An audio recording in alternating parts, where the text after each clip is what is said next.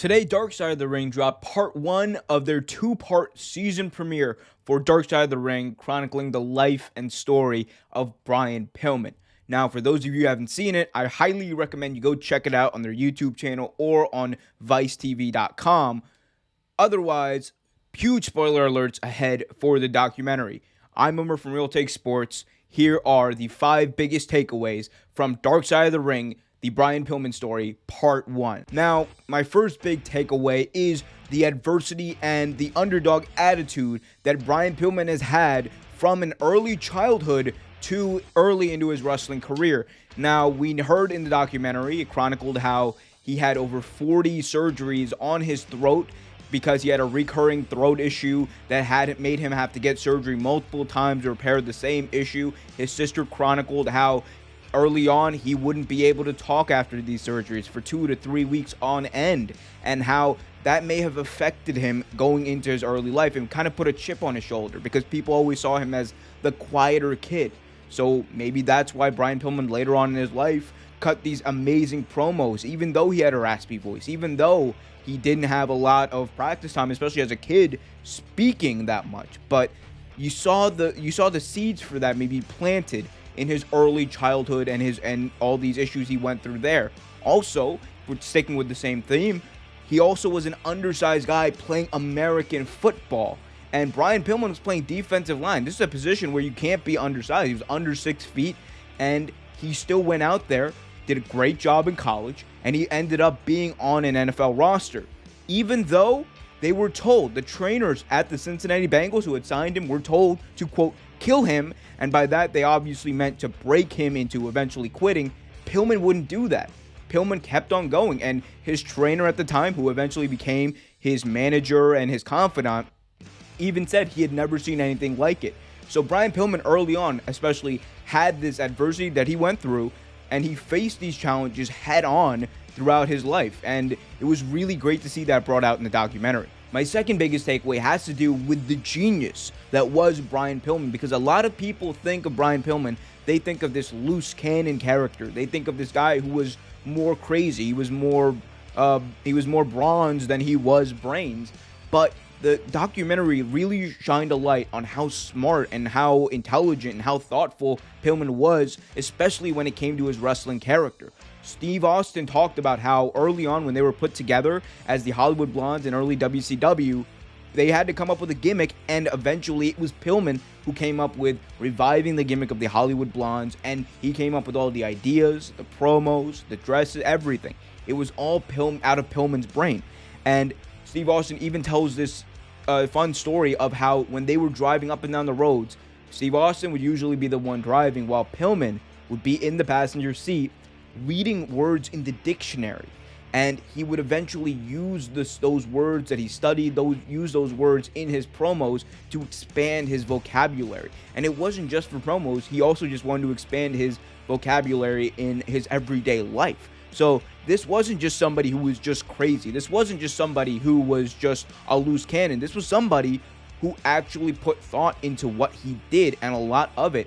And we saw a lot of that even as we go into what he ended up doing, his biggest accomplishment, I believe, in the wrestling business, and that was the shoot work with WCW. My third big takeaway was that work shoot.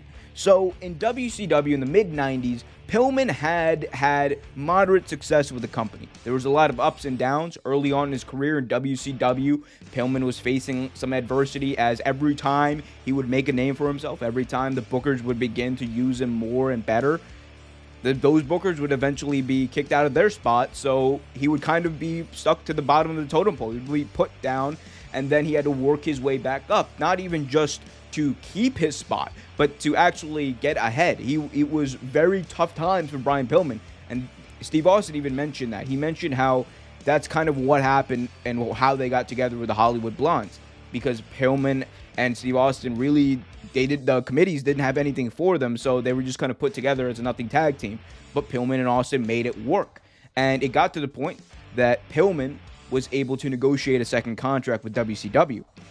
Now, he also, after signing this contract, convinced Eric Bischoff, who was in charge at the time at WCW, to get involved with this work shoot angle that he had. And it's the infamous "I respect you, Booker Man" angle. And for those who don't know it, at a pay-per-view, Brian Pillman had a I Quit match with Kevin Sullivan, who of course at the time was the head booker of WCW. And in the middle of it, he cut this promo where he said, "I respect you, Booker Man." He dropped the mic and he just went out of the building. And this shocked a lot of people, especially even the smart marks at the time, because even people like Meltzer, even people like who read the Wrestling Observer newsletter and all the dirt sheets, they didn't know what was happening because they had never seen someone called out on TV like that, who was in that booking position, who was in that creative control position like Kevin Sullivan was. And for him to be called out on live TV like that was, at the time, revolutionary. So that happens. And Pillman had agreed with Bischoff prior to this happening that this was all going to go down and how it was going to go down. The agreement was that Bischoff would release Pillman from his contract to make it look more real to the wrestling community, to the smart wrestling fans out there, and to Dave Meltzer even.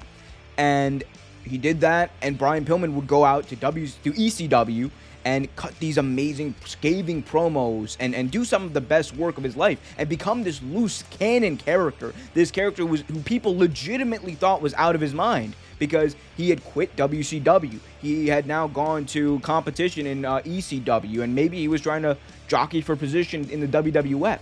So that at the time was a revolutionary character. It got people's attention. It got eyes on Pillman, and that was the end goal. So he could eventually renegotiate another contract later on. My next big takeaway has to do with Brian Pillman's turbulent home life.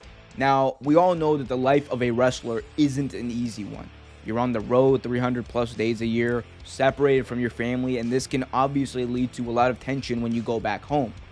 And Brian Pillman was no different to this. Whether it was love affairs, whether it was having children out of wedlock, whether it was divorces, Pillman was not immune to any of the things that we've seen throughout the wrestling business. And we saw an in-depth look at this from the eyes of those who were closest to Pillman, whether it was his widowed wife, whether it was his sister, or his kids. We heard from all of them and all of the stories from his private life. We know that Pillman ended up leaving his first wife and marrying his second wife at the time in Georgia, and then that led to problems with his first wife, and eventually these problems led to her taking her own life, which many say that Pillman felt a lot of guilt for. Now, it wasn't all bad. This also chronicled how great of a dad Brian Pillman was. One thing we heard throughout the documentary and throughout from everyone was how much he truly loved his kids, whether they were from his first wife, whether they were from his second marriage, whether they were from an extramarital affair he had. It didn't matter. Brian Pillman loved his kids the same.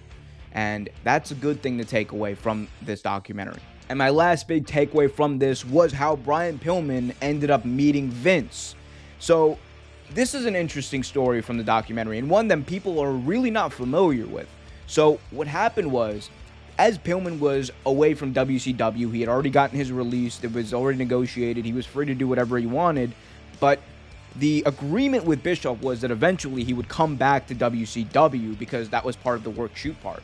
But that's not what happened. Pillman the whole time was kind of jockeying for position to pit WWE and WCW against each other to see who would give him the most money. Now, what ended up happening was, as he's playing this loose cannon character, there were some people in WWF, Vince McMahon included, who thought that it wasn't a good idea to bring this guy in who was a loose cannon, who was crazy, who they thought they couldn't control, and they saw it as a problem. But Pillman kind of took that a step far, and Pillman actually took measures to kind of show Vince McMahon what he was doing. And one of the ways he did this was when he first met McMahon at a convention. Now, this was a business convention out in Vegas. McMahon was there with JR, and Pillman, to get in there, actually, he asked Dave Meltzer, who was there, to give him his press credential. So Pillman gets his credential, he walks into the convention and makes a beeline to Vince McMahon and JR. And he immediately just puts his arm around JR and Vince and starts talking to him like he's this loose cannon, this crazy type of character.